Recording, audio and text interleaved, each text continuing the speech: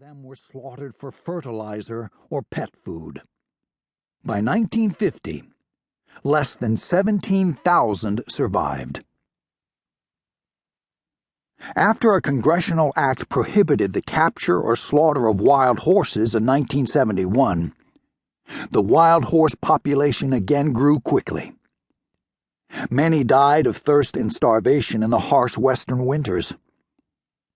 In an attempt to manage the size of the herds, the United States government gathered up the animals and maintained them in fenced feedlots until they could be adopted. One day in the early 1980s, Dayton Hyde, who by this time owned his uncle's ranch and had a grown family of his own, drove by one of these feedlots. Shocked and dismayed by the sight of dozens of muddy and dejected horses locked in a corral, he felt he had to do something.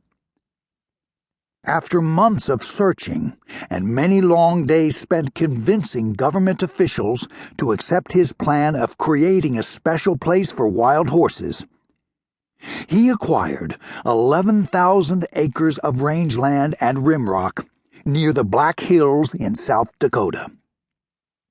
Here, among yawning canyons and sun-drenched pastures, he hoped wild horses, some too ugly, old, or knobby-kneed to be adopted, could run free forever. Before he could ship his wild horse rejects to their new home, Dayton had to build 8 miles of fences to ensure they wouldn't wander into his neighbor's wheat fields. He also fenced in a 50-acre training field where the horses would spend their first few days on the ranch adjusting to their new surroundings. On a miserably cold fall day, huge creaking semi-trailers filled with snorting, stomping steeds finally arrived at the ranch. After hours of coaxing, Dayton succeeded in getting Magnificent Mary to skitter off the trailer. She was a battle-scarred, mean-eyed mare with a nose about twice as long as it should be. The rest of the herd clattered behind her, eyes bulging with fear.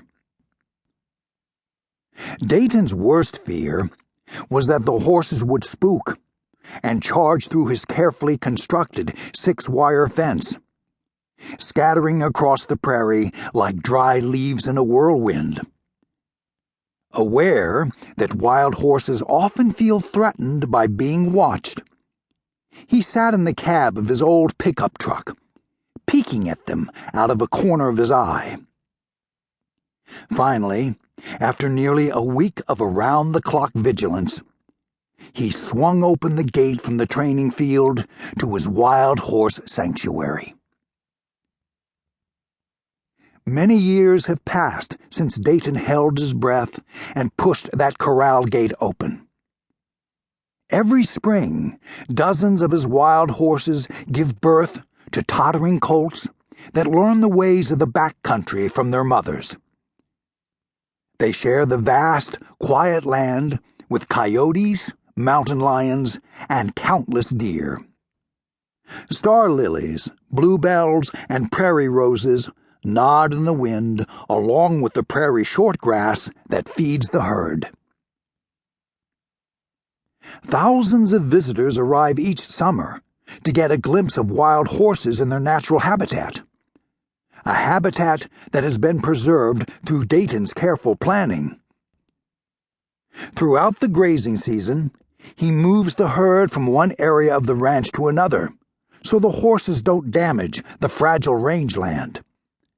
In the process, he searches for his marker mares: Painted Lady, Medicine Hattie, Funny Face, Euskea, Magnificent Mary, and several others. When he spots them all, he knows the whole herd is accounted for. Sometimes in the fall, while he's checking on the horses, Dayton notices a gaunt, aging mare whose ribs stand out through her ragged coat.